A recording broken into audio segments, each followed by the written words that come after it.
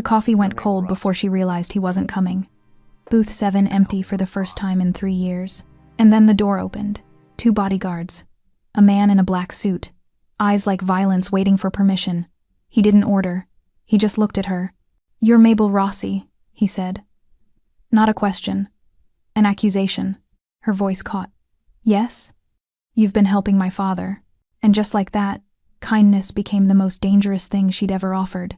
What if the loneliest man in your diner wasn't broken by the world, but by the empire he built on blood and regret?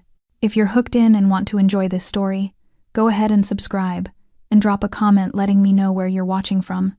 It's always amazing to see where everyone's watching. Plus, tomorrow I've got another incredible story lined up, and you definitely don't want to miss it. Alright, back to the story. Mabel Rossi was 26 years old and running on fumes financially, emotionally, spiritually. Kindness cost nothing, so she gave it freely. Her recipient was Vincent, a quiet ghost who wore the same brown fedora every morning and sat by the window like he was waiting for death to remember his address. She poured his coffee without asking, cut his toast into neat triangles, spoke to him like he mattered. She thought he was just another forgotten soul. She didn't know his name was written in blood across Brooklyn. She didn't know his silence was armor. And she certainly didn't know that his son, the youngest, most ruthless mafia boss in the city, was about to walk through that door with murder in his eyes and 2 bodyguards at his back. Because one cold Tuesday morning, Vincent's booth stayed empty. And when the door finally opened, it wasn't for coffee, it was for her. The bell above Luna's diner sang its tired song at 5:30 a.m., and Mabel Rossi was already behind the counter, tying her apron with practiced efficiency. The diner was a relic cracked vinyl booths, the color of dried blood, linoleum that stayed sticky no matter how hard she scrubbed, and the permanent smell of burnt coffee and broken dreams. For 3 years, this had been her stage. She moved through the narrow aisles with a grace born of necessity, carrying plates, refilling cups, manufacturing warmth, even when her own heart felt frozen. At 26, she was drowning slowly in her mother's leftover medical bills and rent that climbed faster than her tips. Her art supplies sat in boxes she couldn't bear to open. The morning regulars filtered in like clockwork. Sal, the taxi driver, ordered 2 eggs over easy. The nurses from Mercy Hospital traded horror stories over pancakes. The construction crew rolled in loud and hungry. And at 7:30 a.m., exactly, Vincent Cowley shuffled through the door. Same brown fedora, same soft gray coat, same worn leather shoes whispering against the floor. He never acknowledged anyone, just made his way to booth 7 by the window, the one that caught the morning light through rain-streaked glass. Vincent was different from the others. He was a ghost trying to disappear in plain sight. Lou, her perpetually stressed boss, had warned her the first day. "Don't waste your charm. He doesn't talk, doesn't tip. Just give him black coffee and move on." Brenda, the veteran waitress with the disposition of a rattlesnake, had been more direct. That booth could seat 4 people during rush. Instead, we get Mr. Sunshine hogging real estate. But Mabel saw something else. She saw hands that trembled, reaching for sugar. She saw eyes that stared out the window, searching for something that would never come back. She saw loneliness she recognized in her own mirror, so she ignored Lou's advice. "Good morning," she said that first day, placing coffee down gently. Vincent grunted, didn't look up. For 2 weeks she tried, smiled, made conversation with silence, brought him fresh coffee before he asked. Then, one Monday, Mabel noticed his arthritic fingers struggling with the butter knife, trembling as he tried to cut his toast.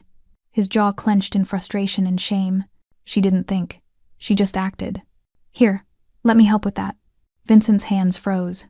For the first time, he looked up, really looked at her. His gray eyes were storm clouds carrying decades of untold stories. Mabel cut his toast into 4 perfect triangles. Neat, manageable, kind. The diner noise faded into silence. Vincent's voice came out like gravel and smoke. "Thank you, miss." 2 words. But they landed like a benediction. "You're welcome, I'm Mabel." He nodded once. Sharp, deliberate. Something had shifted. Some wall had cracked. From that morning forward, it became their ritual. She'd cut his toast without asking. He'd nod his thanks. Sometimes he'd mention the weather. Once, he told her the rain reminded him of his late wife. Another time, he noticed her doodle on the order pad. "You're talented," he'd said quietly. The compliment stayed with her for days. To everyone else, Vincent remained invisible. To Lou, barely worth the register space. To Brenda, a daily irritation. But to Mabel, Vincent became proof that small kindnesses mattered. That even in a world this hard, there was room for gentleness. She had no idea she was pouring coffee for a man who'd once ruled Brooklyn's underworld. She had no idea Vincent Callie was a name whispered in dark rooms. She had no idea his son was coming. Because one Tuesday morning, Vincent's booth stayed empty. The coffee she'd poured at 7:28 sat cooling, untouched. And at 7:45, 3 men in expensive suits stepped through the door. The leader's eyes swept the room and landed on Mabel. He walked toward her with dangerous confidence. "You're Mabel," he said. "Not a question. An accusation." "Yes? You've been helping my father." And Mabel understood. Kindness had just become the most dangerous thing she'd ever offered. Don't scroll past kindness that turns deadly. Subscribe now, because stories like this remind you how fragile ordinary really is. Miss it, and you'll never see how far one quiet act can push destiny. The man standing before Mabel radiated danger the way the sun radiates heat, constant, inescapable, impossible to ignore. Frank Callie didn't need to raise his voice. His presence alone had turned Luna's diner into a held breath. "My father," he repeated, his dark eyes never leaving hers. "Vincent Callie, you've been taking care of him." Mabel's fingers tightened around the coffee pot. Her mind raced through every morning, every cut triangle of toast, every quiet conversation. The weight of his stare made her feel like she'd committed a crime she didn't know existed. I just served him breakfast," she managed, her voice steadier than she felt. "That's all." Something flickered across Frank's face, surprise, maybe, that she'd spoken at all. Most people, she suspected, didn't talk back to him. They just moved out of his way and prayed he'd forget they existed. "That's all?" His lips curved into something that wasn't quite a smile. "You cut his food. Talked to him like he mattered. Made him feel human again." He paused, and the silence felt like falling. "Do you know what that makes you? A waitress doing her job? Dangerous." The word hung between them like smoke. Behind Frank, his bodyguards remained perfectly still, hands folded, eyes scanning the room with the efficiency of men trained to identify threats before they materialized. Mabel's heart hammered against her ribs, but something in her refused to break. Maybe it was exhaustion. Maybe it was 3 years of swallowing her pride for lousy tips and groping hands. Maybe it was just that she had so little left to lose. "Where is he?" she asked quietly. "Vincent. He's never missed a morning." Frank's expression shifted a crack in the marble. For just a moment she saw grief flicker across his face before the mask returned. "That's not your concern. He's my customer. He's my—" She stopped herself before saying friend, because what were they, really? A waitress and a silent old man who'd found comfort in routine. But Frank caught it anyway. His jaw tightened. "Your friend," he finished for her, and the word sounded like an accusation. "My father doesn't have friends. He has ghosts. He has regrets. He stopped, shook his head as if clearing it. "He's in the hospital. Heart attack. 2 days ago." The coffee pot nearly slipped from Mabel's hands. Will he be okay?" "He's alive." Frank pulled a crisp $100 bill from his pocket and placed it on the counter with precise, controlled movements. "For his breakfasts. All of them. Consider his tab closed." It felt like a dismissal. Like payment for services rendered. The way you'd settle an account before closing a business relationship forever. "I don't want your money," Mabel heard herself say. Frank's eyes narrowed. "Everyone wants my money. I wanted to help him. There's a difference." For a long moment, Frank just stared at her. The diner remained frozen, Sal's eggs getting cold, the construction crew suddenly fascinated by their plates, even Brenda silent for once in her miserable life. Then Frank leaned forward, just slightly, and lowered his voice. "People who help my father have a habit of discovering things they shouldn't, of asking questions that get them hurt. So here's what's going to happen, Mabel Rossi." Her name in his mouth sounded like a threat and a promise. "You're going to take this money. You're going to forget Vincent ever sat in that booth. And you're going to pretend this conversation never happened. And if I don't?" His smile was winter. "Then you'll find out why people cross the street when they see me coming." He straightened, turned toward the door. His bodyguards moved in perfect synchronization. The bell jingled as they prepared to leave. "Mr. Callie," Mabel called out, surprising herself. He paused, didn't turn around. "Tell Vincent." Her voice caught. "Tell him his toast will be waiting, whenever he's ready." Frank's shoulders tensed. For 3 heartbeats, he stood there, a statue in an expensive suit. Then, without turning, without acknowledging her words, he walked out into the gray morning. The door closed. The spell broke. Sound rushed back into Luna's silverware clinking, conversations resuming, Lou yelling something about orders backing up. But Mabel couldn't move. She stared at the $100 bill on the counter, at Vincent's empty booth by the window, at the rain that had started falling harder now, streaking down the glass like tears. Brenda appeared at her elbow. "Girl, do you have any idea who that was?" Mabel shook her head. "That," Brenda whispered, eyes wide, "was Frank Callie. The Frank Callie. He runs half of Brooklyn. People who cross him end up in the river." Mabel looked down at the $100 bill, then at Vincent's booth, then at the rain, and she knew, with the certainty of thunder following lightning, that her life had just become very, very complicated. Ever had something vanish right before the truth? Hit subscribe. Before this story takes the turn no one saw coming. Skip it, and you'll spend the night wondering what was inside that car. 3 days passed like bruises, slow, painful, deepening with time. Mabel couldn't stop thinking about Vincent's empty booth. Every morning at 7:30, she'd pour a cup of coffee out of habit, then stare at it cooling by the window, until Lou barked at her to stop wasting product. She'd tucked Frank's $100 bill into her apron pocket, unable to spend it, unable to throw it away. It felt like blood money, like a severance package for a relationship she'd never agreed to end. The diner felt different now. Smaller. Like the walls had moved closer when she wasn't looking. Brenda watched her with a mixture of pity and fascination. "You're mooning over a mobster's daddy," she'd said on day 2, refilling salt shakers. "That's a Lifetime movie waiting to happen. And not one of the good ones." But Mabel couldn't explain it. Vincent had been more than a customer. He'd been a reminder that kindness still mattered, that small gestures could bridge chasms of loneliness. Losing him felt like losing proof that her life meant something beyond balancing plates and forcing smiles. On the 4th morning, Mabel arrived at 5:30 to find something waiting on the diner's doorstep. A brown fedora. Vincent's fedora. Her hands trembled as she picked it up. The felt was soft, worn smooth by years of handling. Inside the band, she found a small piece of paper folded into a square. Her name was written on it in shaky handwriting. "Mabel, you reminded an old man what love once felt like. If my son ever finds peace, it will be because of you. The world made him hard. Please don't let it make you the same. With gratitude, Vincent." She read it 3 times, standing in the pre-dawn darkness, tears blurring the words. It felt like a goodbye, like a benediction and a warning wrapped together. Inside the diner, she placed the fedora on the shelf behind the counter, next to the coffee filters and the dusty plastic flowers Lou's late wife had put there a decade ago. It felt right keeping Vincent close, even if just in memory. The morning shift began. Sal came in for his eggs. The nurses ordered their pancakes. The construction crew arrived, loud as always. But at 7:30, Vincent's booth remained empty. At 7:45, the bell above the door chimed. Mabel looked up, hope fluttering stupidly in her chest. Maybe Vincent had recovered. Maybe he was coming back. But it wasn't Vincent. It was Frank Callie. Alone this time. No bodyguards. No intimidating entourage. Just him in a charcoal suit that probably cost more than her yearly rent, standing in the doorway like he was trying to decide whether to stay or run. The diner didn't go silent this time. People hadn't seen him before, didn't recognize the danger.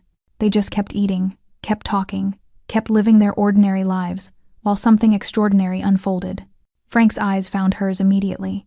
He walked to the counter with less confidence than before, like each step cost him something. "Coffee," he said.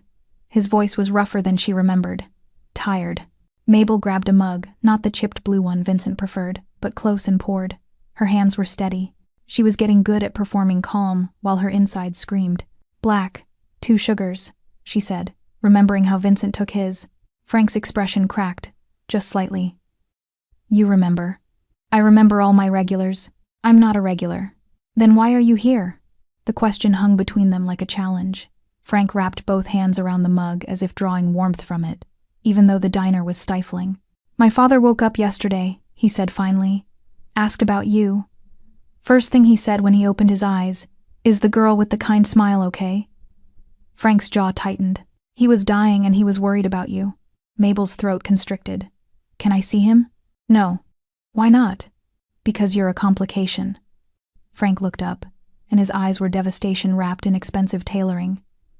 My father spent 5 years hiding from his past. From me, from what our family became. And you, he stopped, shook his head. You made him want to stay in this world. Do you understand how dangerous that is? Dangerous for who? For you. The words came out harsh. My enemies don't care about waitresses with kind smiles. They care about leverage, weaknesses. And my father just announced to a hospital full of people that you matter to him. Mabel set down the coffee pot with deliberate care. I didn't ask for this. Neither did he. Neither did I. Frank stood abruptly, pulled out his wallet. Stay away from my father. Stay away from me. Forget. Booth 7, Mabel interrupted. Vincent sat in booth 7. And I'm not forgetting him just because you're scared. Frank's eyes went dark. I'm not scared. Then what are you? Smart enough to know that people around my family don't survive kindness. He dropped 2 20s on the counter and walked out. But this time, he left his coffee unfinished. And Mabel knew he'd be back. Frank Kelly returned the next morning, and the morning after that, and the one after that. Each time, he came alone. Each time, he ordered black coffee with 2 sugars. Each time, he sat at the counter instead of Vincent's booth close enough to watch Mabel work, far enough to maintain the illusion of distance. He never stayed long. 20 minutes, maybe 30. He'd drink his coffee in silence, leave exact change, and walk out without a word. But his presence filled the diner like smoke thick, inescapable, changing the air itself. By the 5th morning, Brenda was practically vibrating with curiosity. That's Frank Callie, she hissed, while they prepped for the breakfast rush. Coming here every day like we're Starbucks. Do you know what this means? That he likes our coffee? Mabel kept her voice light, but her hands trembled slightly as she stacked plates. It means he's interested. And when men like Frank Callie get interested in girls like you, Brenda's voice dropped to a theatrical whisper. People end up as headlines. Mabel wanted to argue but couldn't, because Brenda was right about one thing. Frank was interested. Not romantically, at least. She didn't think so. It was something else. Something that felt like he was trying to solve a puzzle, and she was the piece that didn't fit anywhere. On the 6th morning, Frank broke the silence. Why'd you do it? He asked as she refilled his cup. Mabel didn't pretend not to understand. Because he looked lonely. Lots of people look lonely. You don't cut their food. His hands shook. He needed help. And you just helped. Without wanting anything in return. Frank said it like he was describing something impossible. A unicorn. A miracle. That's generally how kindness works. His laugh was bitter. Not in my world. Mabel set down the coffee pot and leaned against the counter, studying him. Up close, the fear people felt made sense. Frank Callie was carved from contradictions, beautiful in a way that felt dangerous, controlled in a way that suggested violence constantly held in check. His suit was impeccable. His hands were scarred. Then maybe, she said quietly, your world is smaller than you think. Something flickered across his face. Anger, maybe. Or recognition. You don't know anything about my world. I know your father tried to leave it. I know he found peace in a diner booth and burnt toast. I know. She stopped herself. What? Frank leaned forward. What do you know? I know you're here every morning drinking coffee you probably don't even like, asking questions you're afraid to hear the answers to. Mabel held his gaze. So why don't you just ask what you really want to know? The diner hummed around them. Sal reading his sports page, the nurses gossiping, the construction crew arguing about last night's game. Normal people living normal lives while Mabel stood across from Brooklyn's most feared crime boss, daring him to be honest. Frank's voice dropped so low she almost didn't hear it. What did he talk about? When you were with him? The question cracked something open in her chest, because that's what this was really about. Not protection, not threats. A son desperate to understand the father who'd abandoned him. He talked about the rain, Mabel said softly. How it reminded him of your mother. How she used to dance in it when you were small. Before, she stopped. Before I ruined everything, Frank finished, his voice hollow. He didn't say that. He said you had her eyes. That when you were 5, you used to collect pennies to buy her flowers from the bodega on the corner. Mabel watched emotions war across Frank's face. He said loving you was the easiest thing he'd ever done, and losing you was the hardest. Frank's jaw clenched. His hands, wrapped around the coffee mug, had gone white at the knuckles. He left me, he said finally. Built an empire with my bare hands, became exactly what he raised me to be, and he just left. Disappeared, like I was nothing. Maybe he left because you became what he was most afraid of. The words hung between them like a detonation. Frank stood abruptly, the stool scraping harsh against linoleum. For a moment, Mabel thought he might explode, violence radiating off him in waves. The entire diner seemed to hold its breath. But he just pulled out his wallet, dropped a 50 on the counter. "Keep the change," he said, voice tight. "And stop trying to save people who don't want to be saved." He turned toward the door. "Frank." He stopped. Didn't turn around. "Your father does want to be saved," Mabel said. "That's why he's asking about me. That's why he left you that letter." "What letter?" "The one he made me promise to give you. When you were ready." Frank finally turned, and his expression was devastation. "I'll never be ready." "Then I guess I'll be waiting." He left without another word. But Mabel saw it, the slight hesitation before he walked out. The crack in his armor growing wider. She'd seen that look before. On Vincent's face, the first time she'd cut his toast. The letter arrived on a Tuesday, delivered by a nurse from Mercy Hospital who looked uncomfortable holding it, like it might explode in her hands. "Mr. Callie asked me to bring this to you," she said, glancing nervously around the diner. "He was very insistent, said it had to be you, specifically." The waitress with the kind smile. Mabel's hands trembled as she took the envelope. It was thin, cream-colored, expensive paper that felt wrong in her calloused fingers. Her name was written across the front in Vincent's shaky handwriting, the same script from the note in his fedora. She waited until her shift ended, until she was alone in her shoebox apartment with its water-stained ceiling and boxes of abandoned art supplies, before she opened it. "Dearest Mabel, I am writing this with hands that barely remember how to hold a pen, so forgive me if my words wander like an old man's mind. You reminded me what love once felt like. Not the violent kind, the kind that builds empires and destroys enemies. The quiet kind, the kind my Maria had.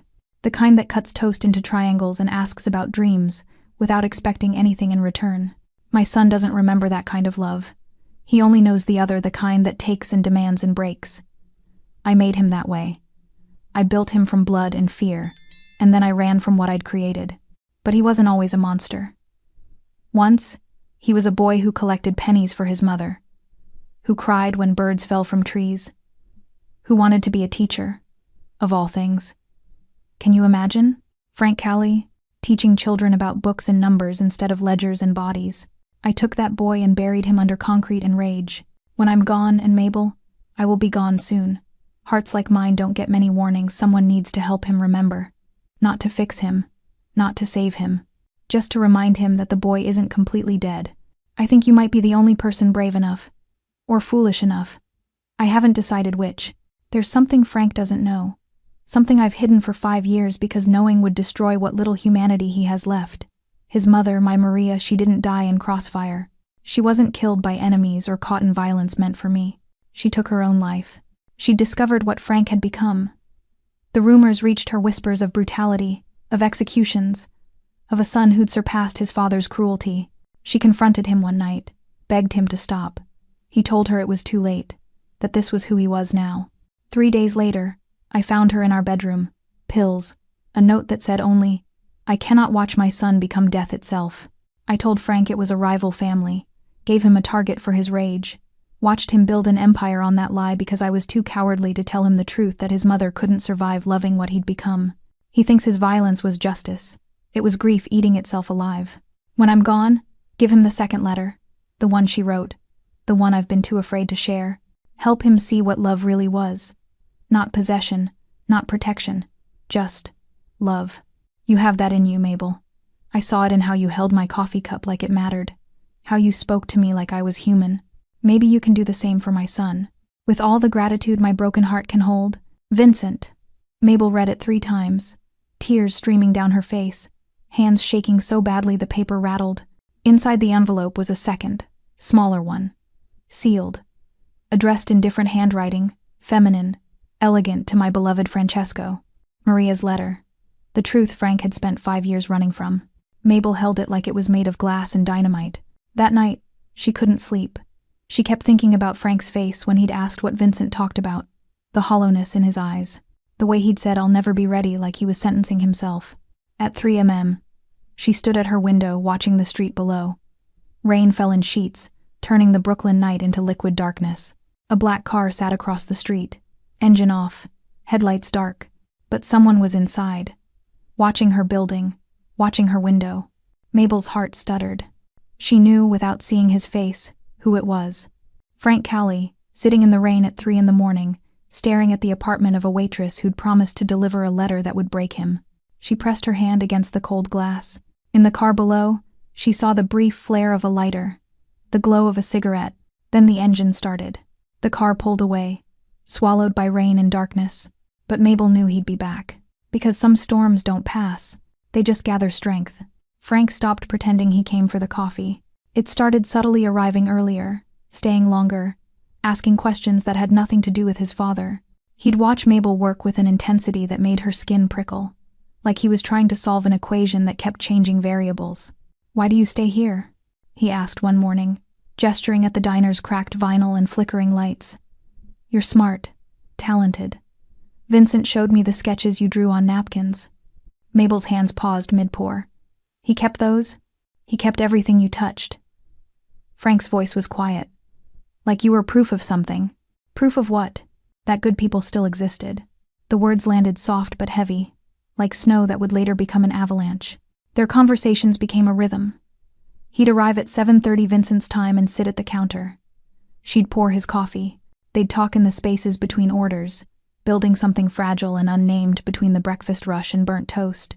He told her about the boy who'd wanted to teach, about his mother's laugh, about the day everything changed when he'd watched his father nearly beaten to death and decided fear was better than love.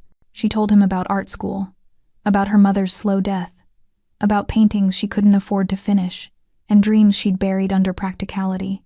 "You should paint again," Frank said one morning, his voice carrying an unexpected gentleness. "With what money?" He pulled out his wallet. "Don't," Mabel said sharply. "Don't do that." "Do what?" "Try to fix things with cash. I'm not a problem you can throw money at." Frank's jaw tightened. "Everyone else is. Then maybe that's the problem." The diner had started noticing. Sal watched over his newspaper with knowing eyes. Brenda whispered theories to anyone who'd listen. Even Lou, perpetually oblivious, had commented on their intense little coffee clatches. But it was the customers from Frank's world who worried Mabel most. She'd see them sometimes, men in dark cars parked outside, watching through tinted windows. Once, a man in an expensive suit came in, ordered nothing, and stared at her for 10 minutes before leaving. His eyes had been cold calculation. "They're checking you out," Brenda said nervously. "Frank's people, making sure you're not, I don't know, a cop, a threat. I'm a waitress. You're whatever Frank Callie says you are. And right now, he's saying you matter." The thought terrified and thrilled her in equal measure. One morning, Frank arrived with blood on his knuckles. He tried to hide it, keeping his right hand in his pocket, but Mabel saw the split skin, the bruising already purpling beneath his expensive shirt cuff. "What happened?" She reached for his hand before thinking better of it. Frank pulled away instinctively. "Business." "That's not business. That's violence. In my world, they're the same thing." Mabel grabbed the first aid kit Lou kept behind the counter, mostly for burns and knife cuts. But it would work. "Sit. I'm fine. You're bleeding on my counter. Sit." Something in her voice made him obey. He sat on the stool like a scolded child while Mabel cleaned his knuckles with antiseptic. His hands were surprisingly elegant, long fingers, careful scars, the hands of someone who'd built empires and broken bones in equal measure. "Someone said something they shouldn't have," Frank said quietly. "About you." Mabel's hand stilled. "About me?" "That you were accessible. That maybe I'd lost interest. That they could." His jaw clenched. "I made sure they understood their mistake." "Frank." She looked up, meeting his eyes. "You can't hurt people who talk about me." "Why not?" "Because that's not protection. That's possession." "What's the difference?" The question hung between them, raw and honest. "Protection means keeping me safe," Mabel said softly, still holding his damaged hand. "Possession means controlling who gets near me. One is love, the other is fear." Frank stared at their joined hands, her small, calloused fingers wrapped around his bruised knuckles. His voice came out barely above a whisper. "I don't know how to do the first one." "Then learn." "What if I can't?" Mabel squeezed his hand gently. "Then at least you tried." For a moment, the diner disappeared. The clatter of dishes, Brenda's commentary, Lou's yelling, all of it faded into background noise. There was only this: a waitress holding the hand of a monster, trying to find the man underneath. Frank lifted his other hand, hesitated, then touched her cheek with his fingertips. The gesture was so tentative, so uncertain, it broke something in her chest. "You're the only thing in my life that doesn't hurt," he whispered. Before Mabel could respond, the diner door opened. A man stepped inside, tall, scarred, radiating menace. "Frank," he said. "We have a problem." Frank's expression shuddered instantly. The vulnerable man disappeared, replaced by the boss Brooklyn feared. He stood, pulled his hand from hers. "Stay here," he ordered. Then he walked out into whatever violence waited. And Mabel understood. Loving Frank Callie meant watching him walk toward danger and not being able to follow. Would you risk loving the man everyone fears? Subscribe if you believe even monsters deserve a second chance. Refuse and drop your reasons in the comments. But be honest, what scares you more, him or your heart? The call came at 2 a.m. Mabel woke to her phone buzzing against the nightstand, the screen too bright in the darkness. Unknown number. She almost didn't answer. Nothing good happened at 2 a.m., but something made her pick up. "Mabel Rossi?" A woman's voice, professional, tired. "Yes? This is Mercy Hospital. Vincent Callie has been asking for you. A pause. "He's asking you to come now. It's important." Mabel was dressed and out the door in 5 minutes. The hospital smelled like disinfectant and desperation. A nurse led her through fluorescent corridors to the ICU, where Vincent lay in a bed that made him look impossibly small. Tubes ran from his arms. Machines beeped steady rhythms. His fedora sat on the side table. Someone had brought it, probably Frank. Vincent's eyes opened when she entered. They were clearer than she expected. "Mabel," he rasped. "You came." She pulled a chair close, took his trembling hand. "Of course I came. Where's Frank?" "I don't know. They only called me." Vincent's expression tightened with something like pain. "Good. Need to tell you first, before he comes." Each word seemed to cost him. "The letter. Did you read it?" "Yes." "Then you know. About Maria. About the lie." His grip strengthened slightly. "But there's more. Something I didn't write. Something he needs to hear. From someone he trusts. Vincent, you should rest." "No time for rest." His laugh became a cough. "Dying men don't rest. They confess." Mabel squeezed his hand gently. Vincent's eyes fixed on the ceiling, seeing something or someone she couldn't. "Frank thinks his empire was built on justice, revenge for his mother. But it was built on my cowardice. I gave him a target because I couldn't give him the truth. He needs to hear this from you. He won't listen. Not to me. I'm the man who abandoned him." Vincent turned his head, meeting her gaze. "But you're the woman who showed him kindness without wanting power. That's why he keeps coming back. Not for coffee, for proof that he's still human. I don't know if I can—" "The letter from Maria. When you give it to him." Vincent's breathing became labored. "Stay with him. Don't let him be alone when his world collapses. Promise me." "I promise." The door opened. Frank stepped inside, and the temperature dropped. He looked from Mabel to his father, jaw tight. "What's going on?" "Francesco," Vincent said softly, using his full name, the one his mother had given him. Frank flinched like he'd been struck. "I need to tell you something. Before—" Vincent gestured weakly at the machines. "Before it's too late." Frank moved closer, his usual confidence stripped away, leaving only a son facing his father's death. Mabel started to stand, to give them privacy, but Vincent's hand tightened on hers. "Stay," he whispered. "Please." She sat back down, caught between them. "Your mother," Vincent began, his voice gaining strange strength. "What I told you about her death, it was a lie." Frank went perfectly still. "What?" "There was no rival family, no attack, no enemy." Each word landed like a stone. "She took her own life, Francesco. Because of what you'd become. The machines kept beeping. The fluorescent lights kept humming. But the world had stopped." "No." Frank's voice was hollow. "You're lying." "I wish I was." Vincent's eyes filled with tears. "She found out what you were doing. The violence, the executions. She begged you to stop. Do you remember? 5 years ago. She came to you crying, asking you to walk away." Frank's face had gone white. "She said it was too much, that I'd gone too far," I told her. His voice cracked. I told her it was too late to change. 3 days later I found her. Vincent's tears fell freely now. Pills. And a note. She wrote that she couldn't watch her son become death itself. Frank staggered backward like he'd been shot. His hand found the wall for support.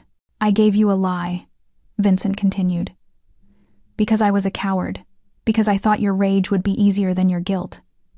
I let you build an empire on grief that should have been. Should have been.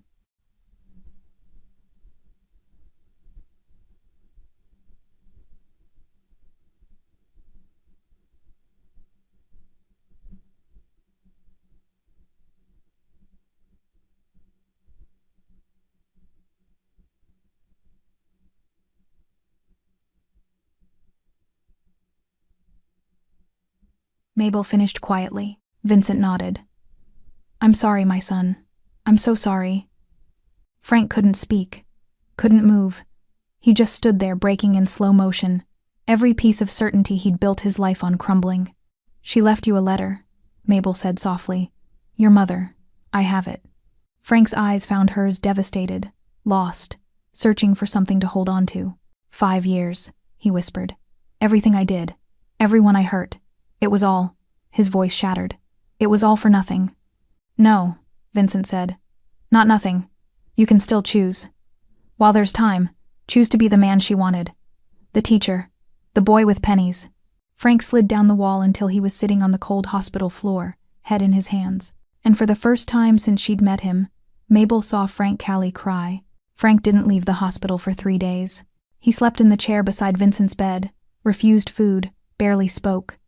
Mabel brought him coffee from Luna's Black, 2 sugars, and sat with him in the terrible silence. Sometimes Vincent was awake, sometimes sedated. But Frank remained, a statue carved from guilt and grief. On the 3rd night, Vincent passed quietly. No dramatic goodbye, no final wisdom, just a breath that didn't come back, machines that suddenly screamed, and nurses who moved with practiced efficiency while Frank stood frozen, unable to process that the man he'd spent 5 years running from was gone. Mabel held his hand through it all, felt it turn cold as the weight of everything settled on his shoulders. The funeral was small. Frank had wanted it that way, no spectacle. No parade of criminals paying respects to a man they'd feared. Just a quiet ceremony at a cemetery on the edge of Brooklyn, where Maria was buried. Mabel stood beside Frank as they lowered Vincent into the ground. He wore a black suit that fit perfectly but looked wrong on him, like armor that no longer served its purpose. His face was a mask, but his hand trembled in hers. When it was over, when the last mourners had drifted away, Frank finally spoke. I need to read it, my mother's letter. Mabel had been carrying it for days, waiting. She pulled the envelope from her purse, Maria's elegant handwriting, still pristine despite the years Vincent had kept it hidden. Frank took it with shaking hands. For a long moment, he just stared at his name written in his mother's script. Then he opened it. Mabel watched emotions cascade across his face as he read shock, pain, understanding, devastation. When he finished, he read it again. Then a 3rd time, as if repetition might change the words. Finally, he handed it to Mabel. Read it, please, out loud. Her voice trembled as she began. My beloved Francesco, if you're reading this, then I am gone, and your father has finally found the courage to give you truth instead of comfort. I want you to know that leaving was not your fault. It was mine. I was too weak to watch you become what this life demanded, too soft to understand that survival sometimes requires hardness. But I also need you to know this. The boy I raised, the one who saved injured birds, who read books until dawn, who wanted to teach children because he believed in their goodness, that boy is not dead. He is buried, yes, hidden under layers of violence and necessity, but not dead. I see him sometimes. In your eyes when you think no one is watching. In the way you still knock on wood for luck. In how you close your eyes when you laugh, just like you did as a child. Your father built you into a weapon. This life sharpened you into something terrible. But Francesco, my sweet boy, you chose to stay sharp. Every day, you make that choice. I cannot watch you choose darkness anymore. It breaks my heart in ways that have no repair. So I am choosing peace, and I am begging you from whatever comes after this to choose light. Not for me, not for your father, for the boy who collected pennies, for the man he could still become. Walk away, my son. Please, walk away before there's nothing left of you to save. With all the love a mother's heart can hold, Maria. Silence filled the cemetery. Even the wind had stopped, as if the world itself was holding its breath. Frank's voice came out broken. She asked me to walk away, and I told her it was too late. He looked at Mabel with eyes that held 5 years of accumulated pain. What if it is? What if I'm too far gone? Vincent didn't think so. Your mother didn't think so. Mabel stepped closer. And I don't think so. You don't know what I've done. The people I've hurt. I know you come to a diner every morning to drink coffee you don't like because it reminds you of your father. I know you ask about my dreams like they matter. I know you're capable of gentleness even when the world tells you it's weakness. She touched his face, felt him lean into her palm like a man starving for tenderness. That's who you are, Frank. Not what you've done, who you are. And who am I? Someone worth saving. He pulled her close then, suddenly, desperately, not with the control he usually maintained, but with the raw need of someone drowning. His arms wrapped around her like she was the only solid thing in a collapsing world. Help me, he whispered into her hair. I don't know how to stop being this. Then let me show you. They stood there among the tombstones as the sun set over Brooklyn, 2 people trying to build something gentle in a world that rewarded violence. But the world wasn't finished with them yet. The black SUV appeared 3 days later. Mabel was closing the diner, locking the front door, when headlights cut through the darkness. Multiple vehicles, men emerging like shadows given form. She recognized one of them, the scarred man who'd interrupted her moment with Frank weeks ago. His name was Sal. Not her regular Sal, the taxi driver, but Salvatore Costa, Frank's former underboss. Mabel Rossi, he said, approaching with predatory calm. We need to talk about Frank. I have nothing to say to you. That's unfortunate, because he's been making decisions that affect our business. Decisions influenced by, he gestured at her, sentiment. I don't know what you're talking about. Don't you? Sal pulled out his phone, showed her a photo Frank at the cemetery, holding her. Another photo them at the diner, her bandaging his hand.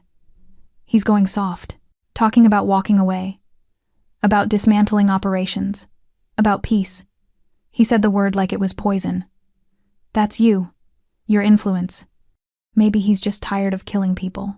Men like Frank don't get tired, they get weak, and weak men get us all killed. Sal stepped closer. So, here's what's going to happen. You're going to disappear. Take money, take a new life, take whatever you want. But you're going to leave Frank to us. No. That wasn't a request. Mabel's heart hammered, but she stood her ground. Then I guess you'll have to make me. Sal smiled cold, calculating. We were hoping you'd say that. The other men moved closer, surrounding her. Mabel's hand found her phone in her pocket, fingers fumbling for Frank's number. A car engine roared. Headlights blazed. Frank's Escalade crashed through the circle of men like a missile, scattering bodies.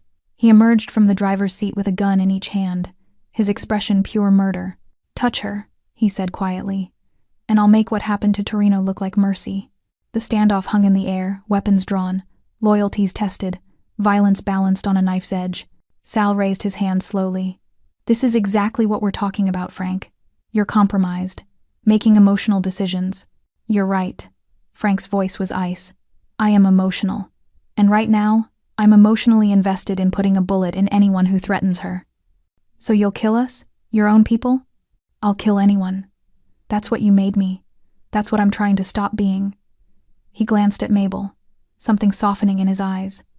But if you force me to choose between my old life and the only person who makes me want a new one, there's no choice. Mabel stepped forward, placing herself between Frank and the guns. Stop, all of you. This isn't how this ends. Mabel. Frank tried to pull her back. No. She turned to face Sal. You think I'm making him weak? Maybe I am. Maybe kindness is weakness in your world.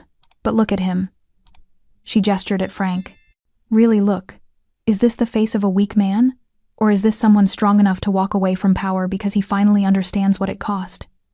Sal studied Frank, saw something that made him pause.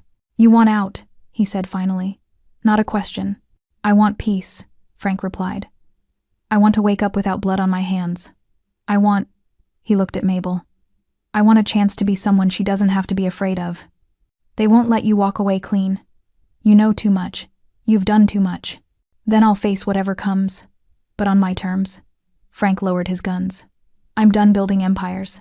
Tell the families I'm retiring. Tell them Brooklyn is open territory. Tell them whatever you want. But tell them Frank Callie died with his father." Sal laughed bitter, disbelieving.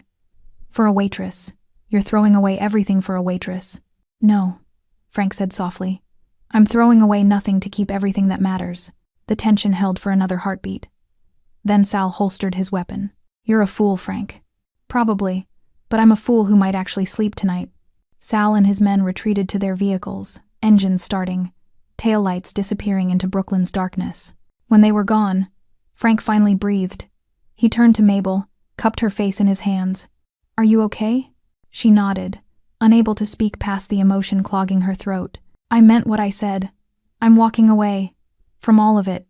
"Frank, you don't have to." "Yes, I do. Because you were right. This isn't who I want to be anymore." He pressed his forehead to hers. "Teach me how to be the man my mother wanted, the one you deserve." Mabel's tears finally fell. "We'll learn together." And there, in the shadow of Luna's diner, under streetlights that had witnessed countless crimes, Frank Callie kissed her not with possession or dominance, but with the tender desperation of someone being reborn. Walking away from an empire, Mabel quickly learned, was more complicated than simply deciding to leave.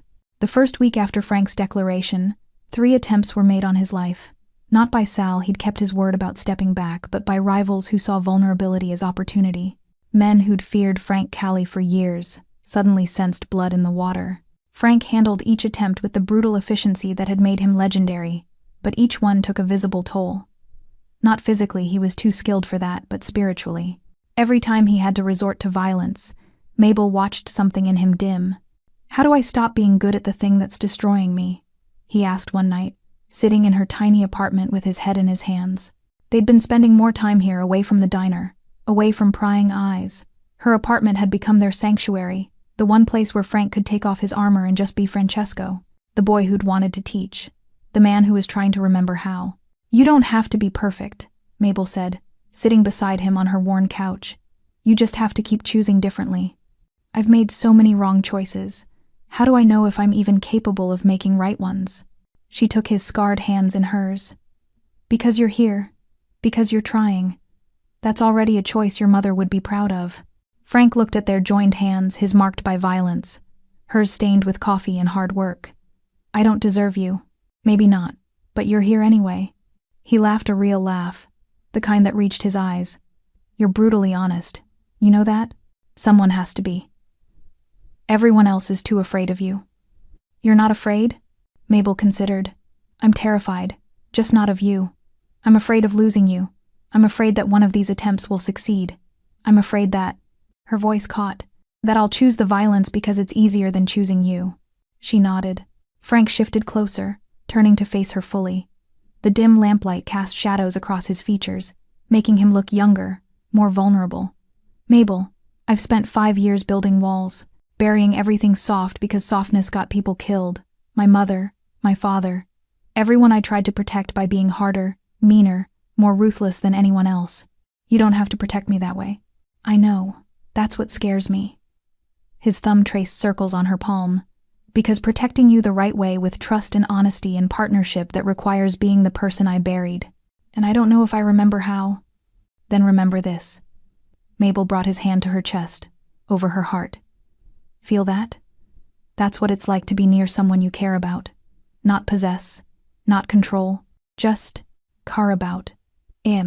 Frank's eyes darkened with emotion. His hand spread across her chest, feeling her heartbeat accelerate under his touch. "It's fast. You make me nervous." "I don't want to make you nervous. I want to make you—" He stopped, struggling with words. "I want to make you feel safe, happy, like your dreams matter, like you matter. I do feel that way. When you're like this. When you're just Frank. Not the boss, not the legend, just the man who drinks coffee he doesn't like because it makes him feel close to his father." Something broke open in Frank's expression. "I love you." The words fell into the silence like stones into still water, creating ripples that expanded, changed everything. Mabel's breath caught. "Frank, I know I shouldn't. I know I have no right. I know I'm still covered in the wreckage of my old life. But I love you, Mabel Rossi. I love how you see people. How you cut toast into triangles like it's an act of devotion. How you look at me like I'm someone worth saving even when I know I'm not. You are worth saving. Maybe. But that's not why I love you. I love you because you make me want to be worth it. You make me want to wake up and choose light instead of darkness. You make me believe that maybe the boy who collected pennies isn't completely dead. Tears streamed down Mabel's face. I love you too. God help me. I love you too. Frank cupped her face, his thumbs wiping away tears. Say it again. I love you, Francesco Colli. I love the man you are. The man you were. The man you're trying to become. He kissed her, then soft at first, tentative, like he was afraid she might break. But Mabel pulled him closer, deepening the kiss, pouring 5 years of loneliness and 3 months of growing feelings into it. When they finally broke apart, both breathing hard, Frank rested his forehead against hers. I don't know how to do this, he whispered. The normal relationship thing. The building a life thing. Neither do I. We'll figure it out together. What if I fail? What if I slip back into? Then I'll be there to remind you who you are. And you'll do the same for me when I forget I'm more than just a waitress drowning in debt. Frank smiled, genuine, full, transforming his entire face. You're so much more than that. You're the woman who resurrected a dead man's heart. They spent the rest of the night talking about everything and nothing. Frank told her about the teacher he'd wanted to be, the books he'd loved, the life he'd imagined before violence became his language. Mabel shared her dreams of painting, of galleries, of creating beauty instead of just serving it. As dawn broke over Brooklyn, painting Mabel's apartment in soft gold light, Frank held her close on the couch. I have to tell you something, he said quietly. There's a hearing next week. The DA has been building a case. They want me to testify against the families in exchange for immunity. Mabel's stomach dropped. That's dangerous. It's necessary. If I'm really walking away, I need to burn the bridges so thoroughly there's no path back. He tightened his arms around her. But it means going into witness protection for a while. Maybe months. Maybe longer. We'll be separated. Yes. Mabel turned in his arms, meeting his eyes. Then we make these days count. Every morning, every conversation, every moment, we make them count. And after, when it's over, we find each other again, no matter how long it takes. Frank kissed her forehead, her cheeks, her lips. I'll find you, Mabel. Even if I have to search the whole world, even if it takes years, I'll find you. Promise. I promise.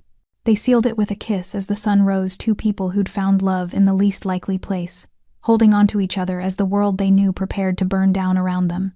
Because loving Frank Colli meant accepting that nothing would be easy. But as Mabel discovered that morning, wrapped in his arms while Brooklyn woke outside her window, some things worth having were worth fighting for, even if the fight never truly ended. Don't let their story end in silence. Subscribe now because not every sinner gets a chance to love clean. If you'd still walk away, tell us in the comments why some hearts don't deserve saving. 6 months later, Mabel stood outside Luna's diner with a paintbrush in her hand and tears in her eyes. The renovation had taken 3 months. Lou had finally sold her the place too old, too tired to keep fighting the inevitable decline. With the money Vincent had left her in his will, a surprise that still made her cry, she'd transformed the fading relic into something new. The sign above the door no longer read, Luna's. It read Vincent's place. The interior glowed with warm light. She'd kept the original booths but reupholstered them in deep burgundy. The sticky linoleum was gone, replaced with warm hardwood. The walls, once dingy and gray, now displayed local art, including several of her own paintings, finally finished after years of gathering dust. But booth 7 remained exactly as it was, Vincent's booth, with a small brass plaque that read, Reserved for those who need kindness. The diner had reopened 2 weeks ago to surprising success. Word had spread about the waitress who'd loved a mobster's father and transformed a dying diner into something hopeful. People came for the story, but they stayed for the food and the warmth Mabel had always offered. Brenda still worked there, softer now, telling stories about the old days to anyone who'd listen. Sal, the taxi driver, still ordered 2 eggs over easy. The nurses still traded gossip over pancakes. But every morning at 7:30, Mabel still poured 2 cups of coffee. One for herself, one for the empty seat at the counter, just in case. Frank had entered witness protection the week after their confession. She'd watched him walk away into federal custody, watched him disappear into a system designed to erase people. No contact, no updates, no guarantee he'd ever come back. The DA had been thrilled. Frank's testimony had dismantled 3 major crime families. Brooklyn's underworld had fractured, scattered, rebuilt itself into something smaller and less organized. And Frank Callie had vanished like he'd never existed. Mabel touched the locket around her neck, a gift from him before he left, containing a photo of Vincent and Maria, young and in love. On the back, he'd engraved, "For the boy with pennies, for the teacher he'll become." She'd learned to live with absence, to find joy in the diner, in her art, in the community she'd built. She'd learned that love didn't always look like Hollywood endings. Sometimes it looked like holding space for someone, even when they couldn't be there. The bell above the door chimed. Mabel turned, expecting the morning rush, and froze. A man stood in the doorway, plain gray jacket, jeans, no expensive suit, no bodyguards, hair slightly longer, touched with more silver, glasses wire-rimmed, professorial. But those eyes. She'd know those eyes anywhere. "Frank?" Her voice came out as a whisper. He smiled, nervous, hopeful, completely different from the dangerous man who'd first walked through that door. "Actually, it's Francesco now. I'm going back to my mother's name. Francesco Costa." Mabel's hands trembled. "You're really here. I'm really here." He stepped inside, looking around at the transformed space. "You did this? It's beautiful. Vincent left me money. I couldn't just. I had to make something good from it." Francesco's eyes landed on booth 7, on the brass plaque. His face crumpled briefly before he composed himself. He'd love this. "There's coffee." Mabel gestured to the counter, muscle memory taking over. "If you want some. Is there room for one more cup?" The words hung between them, an echo of her outline, of the ending she'd imagined but never believed would come true. "Only if you pour the second round," she managed, tears streaming freely now. Francesco crossed the diner in 3 steps and pulled her into his arms. He smelled different, less expensive cologne, more simple soap. He felt different too, less rigid, more relaxed, but his embrace was the same desperate tenderness she remembered. "I'm sorry," he whispered into her hair. "I'm sorry it took so long. The trial ran over, and then protective custody, and then, you're here now. That's what matters." He pulled back just enough to see her face, his hands framing her cheeks. "I have so much to tell you. They set me up with a new identity. I'm teaching now. High school. English literature. Can you believe it? Me, teaching teenagers about Shakespeare." Mabel laughed through her tears. "Your mother would be so proud. I think about her every day. And my father. And you." He kissed her forehead. "Especially you. Every morning I'd wake up and think about you pouring coffee in this diner, and it kept me going. I poured you coffee anyway. Every morning at 7:30, just in case." Francesco's eyes glistened. "Show me." She led him to the counter, to the 2 cups she'd prepared out of habit and hope. They sat side by side on the red vinyl stools, the same stools where they'd first built their fragile connection. "To new beginnings," Francesco said, raising his cup. "To old kindnesses," Mabel replied, clinking hers against his. They drank together as morning light streamed through the window, painting everything gold. "So what happens now?" Mabel asked. Francesco set down his cup and took her hand. "Now? Now I do what I should have done months ago." He slid off the stool and impossibly, wonderfully got down on one knee. Mabel's heart stopped. "I don't have a ring yet. I don't have much of anything, actually. Just a studio apartment and a teacher's salary and a second chance I don't deserve." His voice shook. "But I have love, Mabel. I have so much love for you that sometimes I don't know what to do with it all. You saved me. You saw the person I could be when I'd forgotten he existed, and I want to spend the rest of my life proving that you weren't wrong. Francesco, marry me, please. Let me wake up every morning and pour you coffee. Let me cut your toast into triangles. Let me be the man who makes you smile the way you made my father smile. Let me," his voice broke, "let me love you the way my mother loved my father. Purely, completely, without darkness." Mabel pulled him up and kissed him deep, certain, full of yes, and always, and forever. When they broke apart, she was laughing and crying simultaneously. "Yes, yes, I'll marry you. On one condition. Anything. You have to help me run this place. Vincent's place needs both of us." Francesco looked around the diner at the art on the walls, at booth 7 with its brass plaque, at the customers starting to filter in for breakfast. A mobster turned teacher and a waitress turned artist, running a diner together. That's quite a story. It's our story, Mabel corrected. And it's just beginning. The bell above the door jingled as more customers arrived. Brenda walked in for her shift, took one look at them, and burst into tears. I knew it. I knew he'd come back. Sal, the taxi driver, ordered his 2 eggs over easy and left his usual tip, but added an extra 20 with a note. For the happy ending, some people deserve them. The nurses applauded. The construction crew whistled. Luna's no. Vincent's place filled with the sound of celebration. Francesco and Mabel stood behind the counter, hands intertwined, pouring coffee and cutting toast and building the life that violence had tried to prevent. Outside, Brooklyn hummed its endless song. Inside, love had the last word. Because sometimes kindness doesn't just save one person. Sometimes it saves 2. And sometimes, if you're very lucky, it saves everyone who witnesses it. Vincent's fedora still sat on the shelf behind the counter, next to the coffee filters, a reminder of where it all started. Of the old man who'd taught a waitress that small gestures matter. Of the son who'd learned that empires built on blood always crumble, but love, real love, endures. As the morning rush swelled around them, Francesco leaned close to Mabel and whispered, "Thank you." For what?